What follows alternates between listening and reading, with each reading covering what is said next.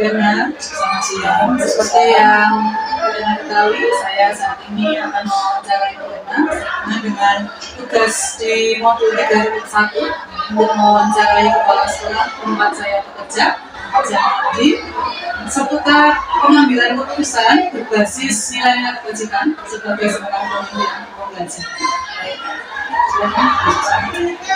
Ibu, saya ingin bertanya, bagaimana cara Ibu mengidentifikasi sebuah masalah yang terjadi di sekolah ini sebagai kasus dilema etika atau rujukan moral, itu bagaimana Ibu?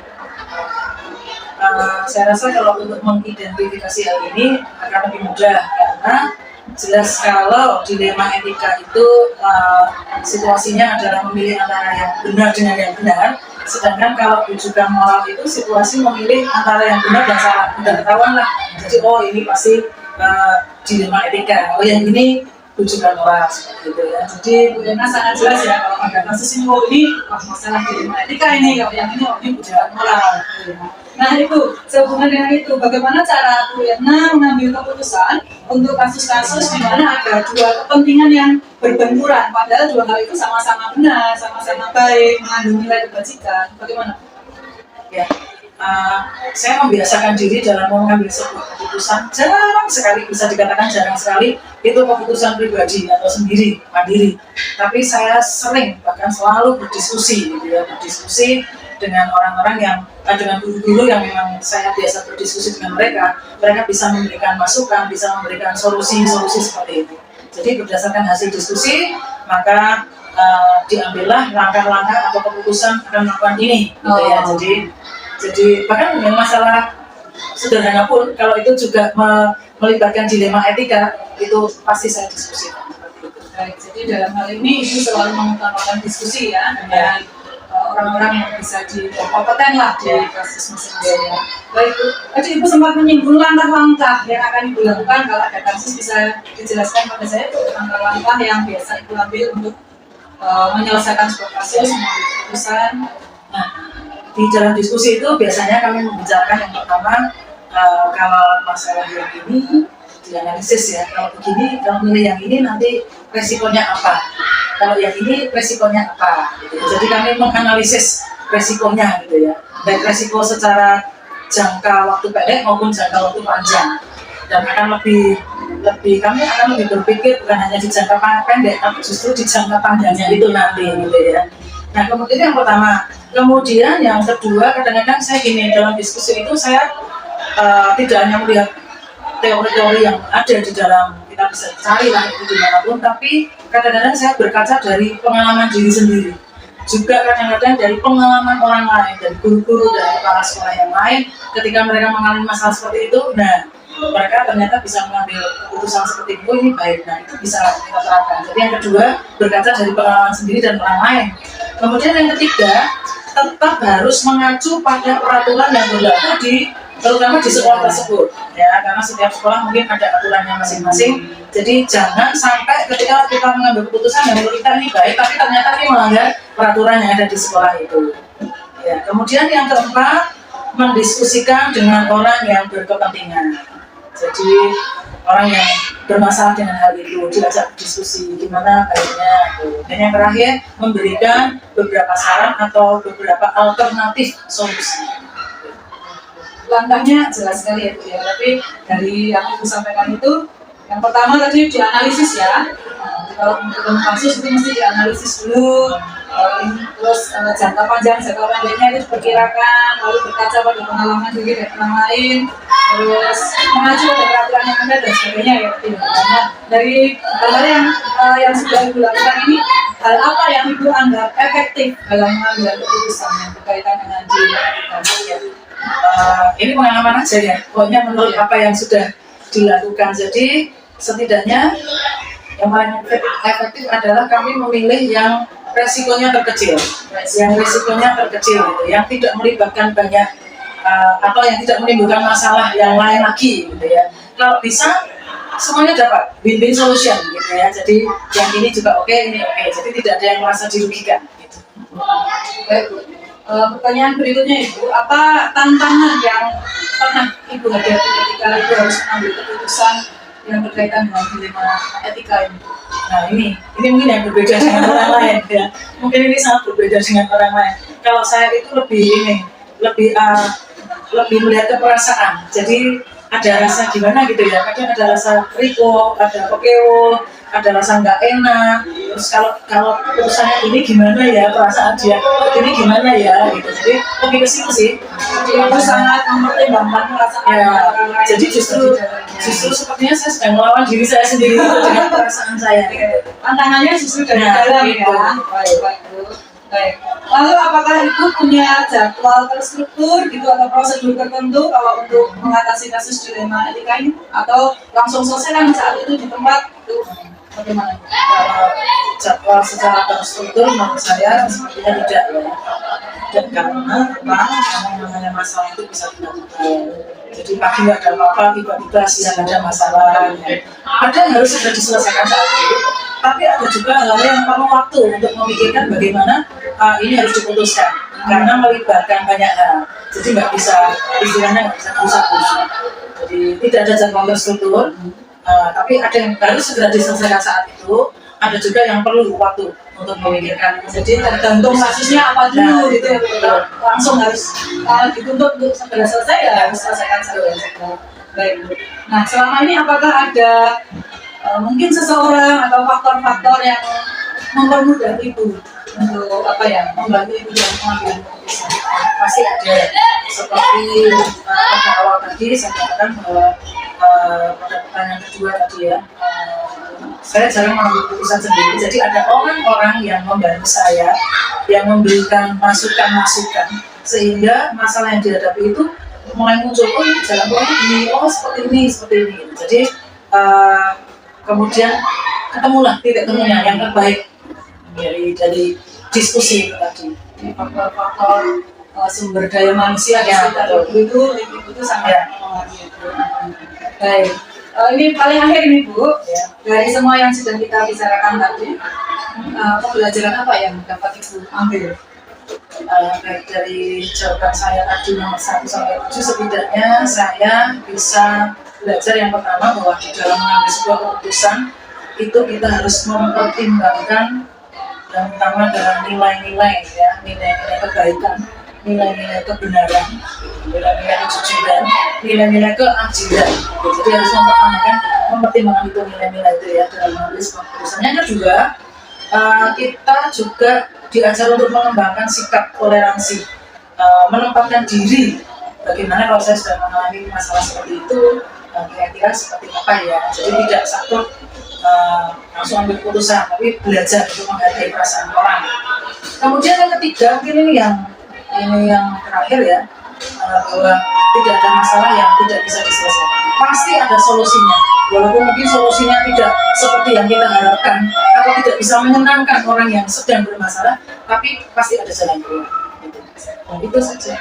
Baik Bu Ena, terima kasih sekali untuk waktu yang diberikan. Saya jadi punya banyak wawasan setelah berwawancara dengan Bu Ena. Sekali lagi terima kasih sudah membawakan bagaimana cara Ibu mengidentifikasi kasus dilema etika atau rujukan moral dalam pengambilan keputusan. Dari identifikasi masalah itu nanti akan diketahui yang pertama tentunya berkaitan dengan etika. Etika itu berbagai macam. Kalau semuanya benar, itu yang sulit untuk membuat sebuah keputusan. Nah, yang pertama identifikasi masalah. Yang kemudian dari identifikasi masalah itu yang kita pertimbangkan siapa yang terlibat. Itu yang pertama. Kemudian yang kedua, namanya pengambilan keputusan tentunya kita juga sering berbenturan dengan peraturan-peraturan. Nah, itu juga sebagai bagian pertimbangan kita untuk membuat solusi dari permasalahan. Dan yang ketiga tentunya juga semua dari masalah itu juga asasnya adalah manusia. Manusia itu tidak terlepas dari masalah. Jadi di situ juga kita membutuhkan kepekaan, kepedulian seperti itu untuk pertimbangan. Ini caranya, sekarang cara Ibu mengambil keputusan untuk kasus-kasus di mana ada dua kepentingan yang sama-sama benar, itu bagaimana Bu? Cara membuat sebuah tim, ya kita di sekolah itu adalah tim ya. Kita di sekolah itu sebuah tim, kemudian kalau misalnya memang keputusan itu harus segera kita cari solusinya, ya tentunya saya akan mengumpulkan tim, kemudian kita berdiskusi, kemudian dari hasil diskusi itu nanti kita pilih cara yang terbaik karena ini dilema, ada dua hal yang benar. Jadi diharapkan keputusan ini adalah keputusan seadil-adilnya, bijak untuk semuanya, seperti itu. Jadi langkah-langkah setelah tim itu terbentuk, jadi langkahnya apa? Misalnya kita terbentuk dari masalah yang dilema, langkah-langkahnya ya tadi saya sampaikan, kita membuat tim, kemudian dari tim itu saya share, ini loh ada permasalahan, tetapi permasalahan ini kenapa sulit untuk dipecahkan, karena ada sesuatu yang dua-duanya benar. Kemudian saya sampaikan masalahnya, kemudian kita berdiskusi, tim itu juga berpendapat, pendapatnya solusi dari mereka seperti ini. Nah mungkin kalau ini dalam pengadilan, saya sebagai pengambil keputusan ya nanti keputusan itu diambil tetapi bersama-sama diskusi bermusyawarah kita cari solusi yang paling tepat seperti itu. Barangkali itu ada gambaran atau pernah mengalami bahwa dekat ini ada kasus yang ditangani itu jadi lebih gamblang begitu tuh. Oh ya, baik. Saya pernah ini kasus yang dalam waktu dekat ini ada seorang siswa kami. Di satu sisi dia sudah ditinggalkan oleh bapaknya. Kemudian si anak ini sama ibunya itu tidak tinggal bersama, jadi anak ini pindahan dari luar kota. Kemudian ketika ayahnya meninggal, si ibu ini membawa anaknya kembali ke kota Magelang ini. Kemudian dititipkan ke engkongnya, tetapi tidak beberapa waktu, berapa bulan, engkongnya itu meninggal. Kemudian anak ini diposkan. Nah, karena ini jauh dari orang tua yang biasanya membutuhkan bimbingan orang tua, tiba-tiba anak ini harus hidup mandiri. Nah, kemudian di dalam proses hidup mandirinya, karena memang baru anak SMP kelas 8, masih misalnya membutuhkan bimbingan, jadi sering tidak masuk. Karena tidak ada yang membangunkan ketika tidur, kemudian nanti sakit sedikit tidak berangkat. Bahkan pernah anak ini tidak makan itu 2 hari, jadi hanya minum air putih. Dan di situ ada 2 dilema.